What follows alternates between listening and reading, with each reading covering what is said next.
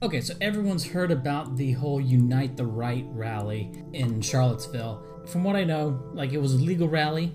They got a permit for it. The city then revoked the permit. They went to court to get the permit reinstated. I think they went to court twice, and the ACLU was involved, actually on their side, on the Unite the Right people's side. And apparently the location of the parks that they were going to have the rally, it changed. So, but ultimately it was a legal rally. So the white nationalists went in, they held their night rally, and then during the day, a whole bunch of cops showed up. Now, during the night rally, it was fine. They had their chants, they had their marches, and I think they had a speech. Maybe I just watched little clips of it, and so that was all fine. There was no problems there. But then during the day, two groups showed up: the cops and the anti-whites. And the cops showed up, I think around 11:06. They declared it an illegal gathering. And then the cops ordered the groups to disperse. Before this, the white nationalists and the anti-whites, they were separated from each other. When the cops ordered the crowd to disperse, this caused the two groups to merge into each other, and that led to the chaos. The cops also had a barricade that actually functionally split the Unite the Right group in half as well. That caused all the fighting and violence and stuff. And then, as we know, there was one guy who drove into a bunch of protesters. And now that car event, that guy driving his car into a bunch of protesters, that looks like, I don't know, that has little signs of a psyop. I'm getting a little bit tinfoil hat here, I guess. But whatever. Even if that event wasn't planned, wasn't a psyop, look at the shit show it's caused, right? And here's the problem: since it was at your event, he's now linked to you. Vaguely and stupidly in the public mind, that is now linked to you. You know, the Unite the Right group wasn't causing any problems, and things were actually fine until the cops and the anti-white showed up. In fact, frankly, I mean, if it was just the anti-whites who showed up, it probably still would have been okay. Right? It probably would have been fine if the cops just weren't there. The cops caused this mess, right? The police were the chief culprits in this. The police caused the chaos. The Unite the Right people, they literally didn't do nothing. They literally didn't do nothing wrong.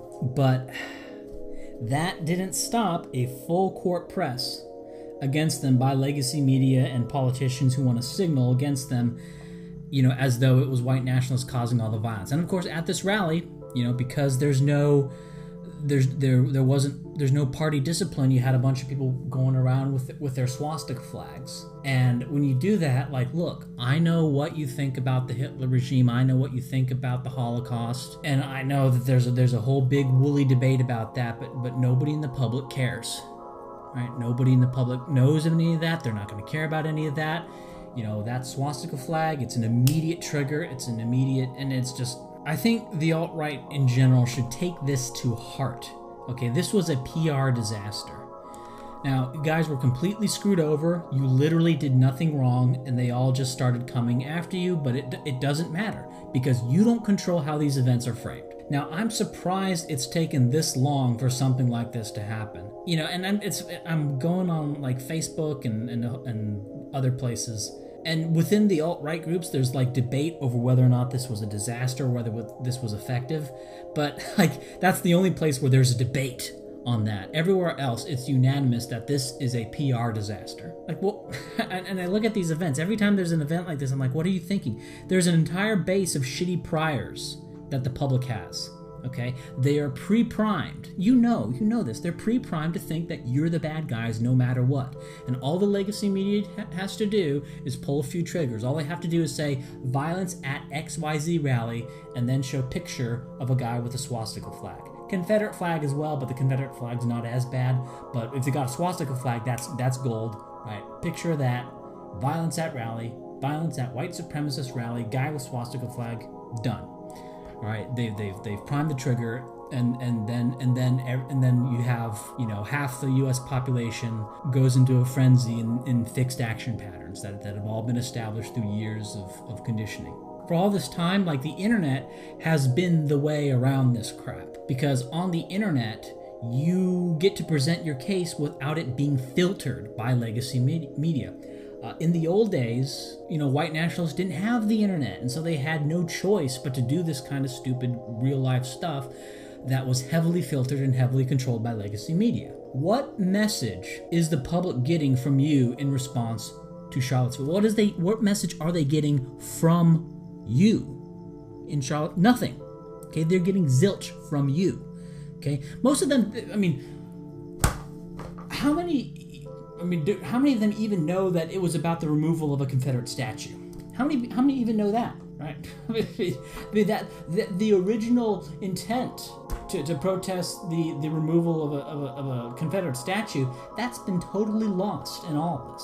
All you do by going out into meat space like this is you set yourself up as a punching bag and as a demon, to sort of reify all the conditioning about the mythical white supremacists and the ghosts of the Ku Klux Klan. Okay, you went into their play, you got on their stage, and you're their dancing monkey, right? That's what happened here. You got to be their dancing monkey.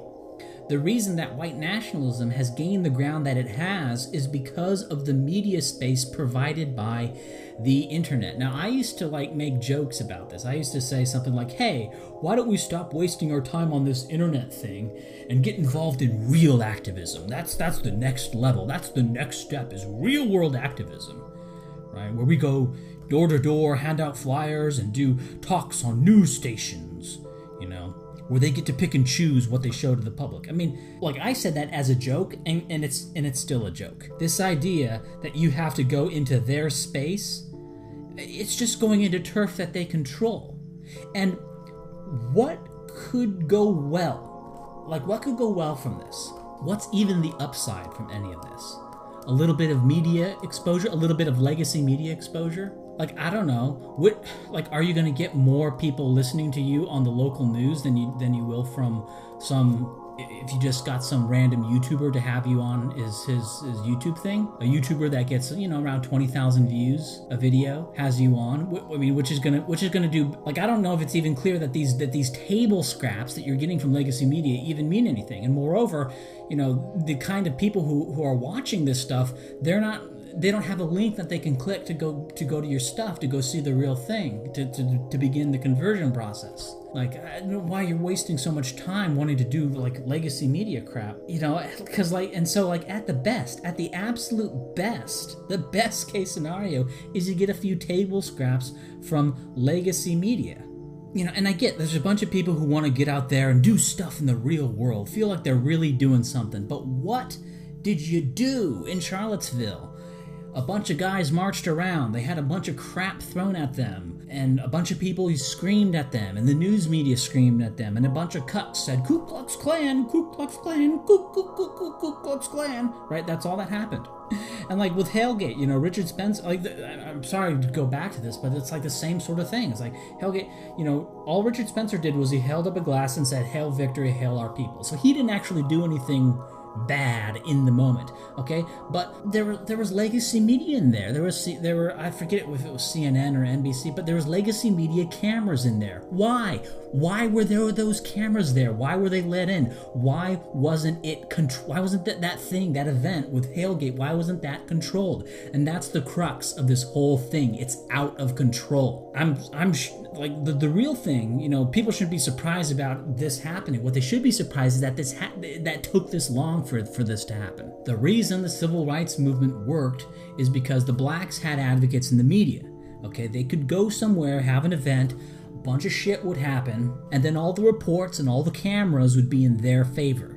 That's why it worked. All you do by going to these big events is you're giving them an event. You're creating an event for them. You're giving them a platform, right? It's not your platform. You're just I guess it's your platform, if they don't outright shut it down like they did in Charlottesville. If they're not able to shut it down, what are you having? You're having a little thing where you can say some words to some people walking by on their way to shopping or something. It's pitiful as a form of a platform. You're much better off making another podcast.